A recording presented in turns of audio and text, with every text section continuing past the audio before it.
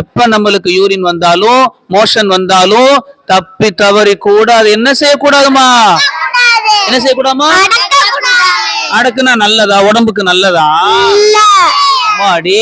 அதனால நான் வீட்டுல இருக்கிறப்ப வந்துச்சுன்னா அம்மாட்ட சொல்லிடணும். ஸ்கூல்ல இருக்கிறப்ப வந்துச்சுன்னா யார்கிட்ட சொல்லணும்? மிஸ் சொன்னா விடுவாங்களா மாட்டாங்களா?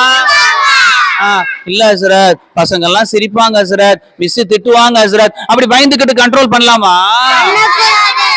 தங்கம், நம்மளுக்கு வந்துச்சுன்னா அழகா மிஸ்ட்ட சொல்லி உடனே போய் நம்ம யூரின் போயிட்டு வந்துடணும். சரி, போயிட்டு கை கழுவாம காலை கழுவாம யூரின் பாஸ் பண்ற இடத்த கழுவாம வந்துடலாமா? யூரின் பாஸ் பண்ண கழுவணுமா கூடாதா? இந்த வயசுல இருந்து யூரின் பாஸ் பண்ணா கூட அழகா சுத்தம் பண்ணி பழகணும். எப்படிமா? நம்ம எல்லாம் குட் பாய்ஸா இல்லையா? சொல்லு. நீங்க எல்லாம் குட் குழந்தைகளா இல்லையா? சொல்லுங்க. அப்ப குட் குழந்தைகள் எப்படி தெரியுமா? யூரின் வந்தா சுத்தம் பண்ணுவாங்க, யூரின் வந்தா கண்ட்ரோல் பண்ண மாட்டாங்க. விளங்குச்சா? சரி, இப்ப சொல்லு நிஜாம, யூரின் வந்தா என்ன செய்யணும்? சரி, என்ன செய்யணும்? ஸ்கூல்ல கிளாஸ் ரூம்ல இருக்கிறோம், மிஸ் பாடம் நடத்திக்கிட்டு இருக்காங்க, மிஸ் என்ன செஞ்சுக்கிட்டு இருக்காங்கம்மா? லெசன் நடத்திக்கிட்டு இருக்காங்க. இப்ப நம்மளுக்கு யூரின் வருது, என்ன செய்யணும்? டீச்சர்ல கேள்ட்டு போணும். கரெக்டாமா நிஜாம் சொல்றது? மாஷாஅல்லாஹ் சொல்லுங்க.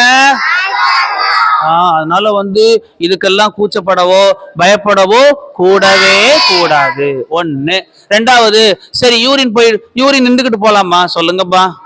நம்ம வாட்டுக்கு நின்றுகிட்டு போலாமா? எப்படி போகணுமா? உட்காந்து போகணும். நம்ம ட்ரெஸ்ல தெரிச்சிடாம போகணும். அதே மாதிரி யூரின் நல்லா போகணும். அரைகுறையமா போயிட்டு வரக்கூடாதுமா.